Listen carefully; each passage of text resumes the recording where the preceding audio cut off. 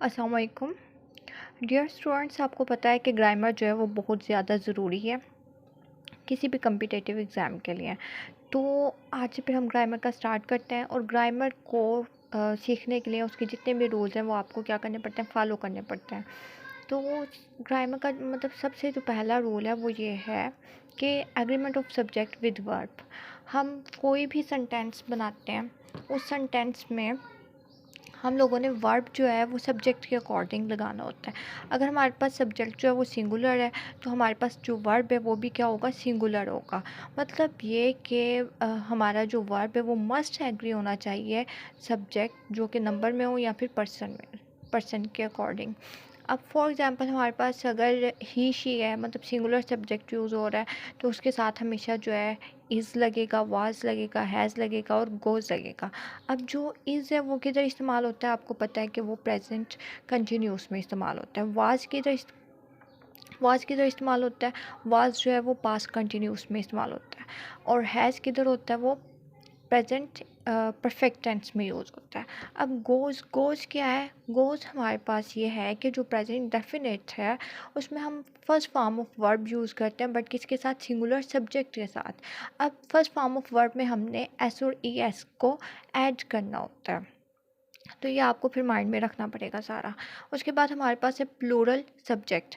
अगर हमारे पास plural subject आ जाए सेंटेंस में तो उसके साथ हम लोगों ने ऐड क्या करना होता है, प्लूरल वर्ब्स ऐड करना होता है। फॉर एग्जांपल अगर हमारे पास वुई है तो वुई के साथ हम लोग आर लगाते हैं, वर्ड ऐड करते हैं और साथ में हैव भी ऐड कर देते हैं।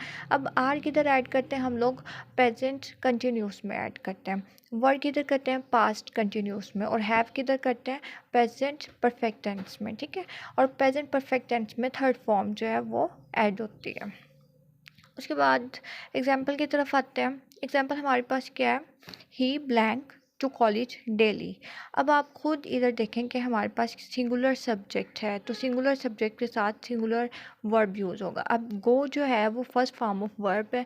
अब गो वेंट गोन, ठीक है, फर्स्ट फॉर्म ऑफ वर्ब है। अब गो के साथ हम लोगों ने ई एस को ऐड किया हुआ है तो हमारे पास ये जो टेंस है वो प्रेजेंट इंडेफिनिट का है। उसके बाद द क्रो, क्रो सिंगुलर है इधर तो इसके साथ हम लोगों ने इज को ऐड कर दिया, इज थ्रस्टी।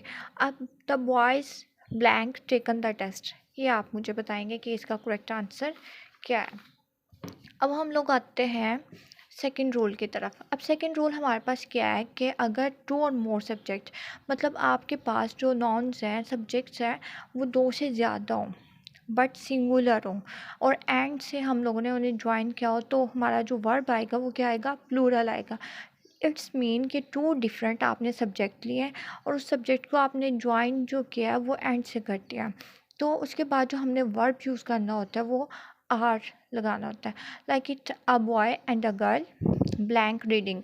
अब आपको पता है लड़का भी एक है, सिंगुलर है, गर्ल भी एक है तो सिंगुलर है दोनों, इसको हमने ज्वाइन किया हुआ है एंड के साथ।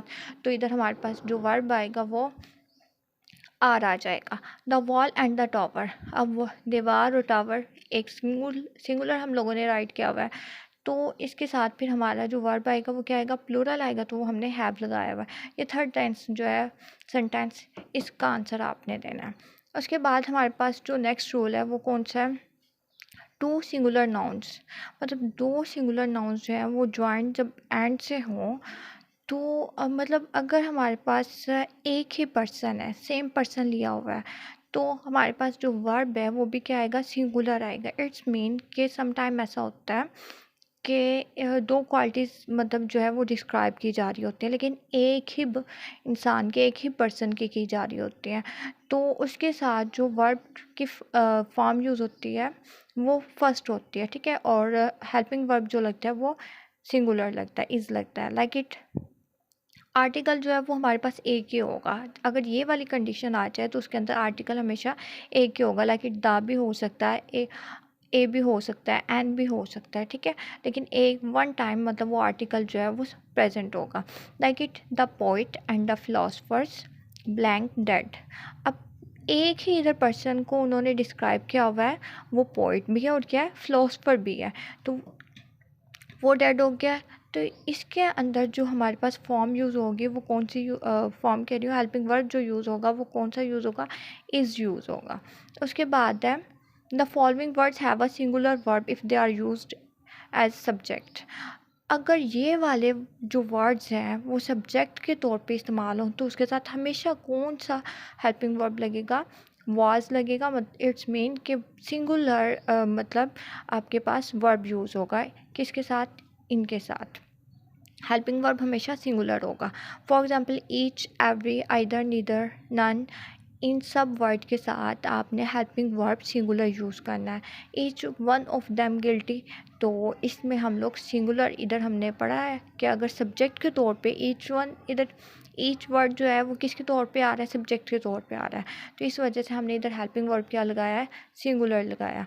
उसके बाद हमारे पास मैनी या मैन है। मैनी या मैन जो है इधर भी हमारे पास सिंगुलर आएगा। तो लेकिन इधर आप एक चीज़ नोट करें, मैनी या मैन, मैन में हम लोगों ने MEN नहीं लगाना, इधर हमने लगाना है MAN।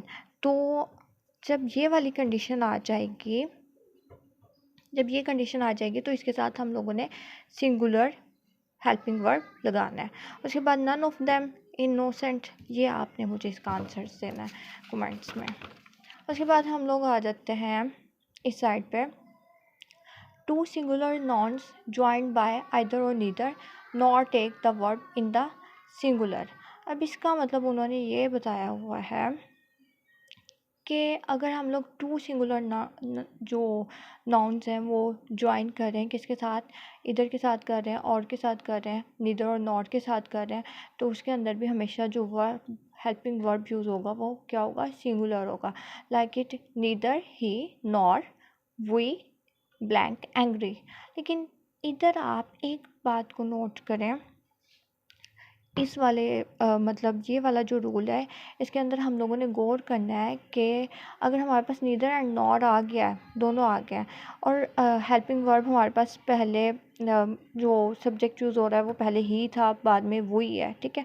अब वही के मुताबिक हमने इधर क्या लगाना है? हेल्पिंग वर्ब लगाना है, ठीक है। Neither he nor we angry.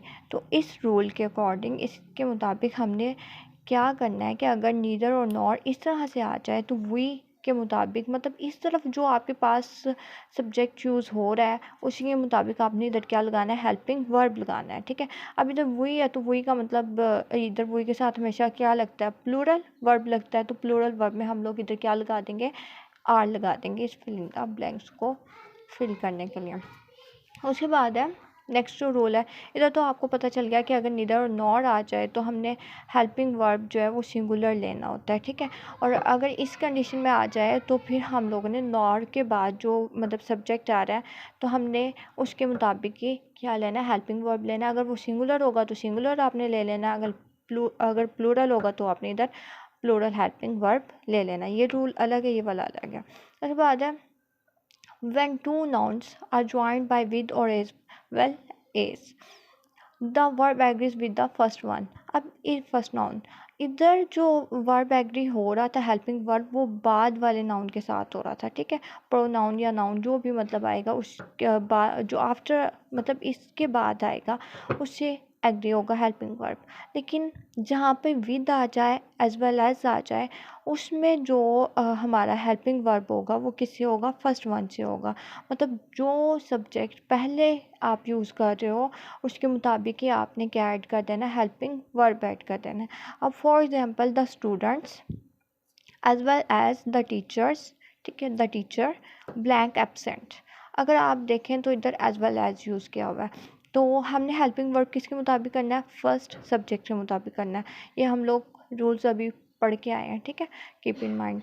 तो स्टूडेंट्स इधर हमारे पास प्लूरल है तो हमने इधर आर ऐड कर देना है। चलें ठीक है, प्रैक्टिस जो है वो लाजमी करना है क्योंकि प्रैक्टिस ही आपकी इंग्लिश ग्रामर को ज़्यादा बेस्ट कर सकती है। अल्लाह हाफिज़, टेक केयर।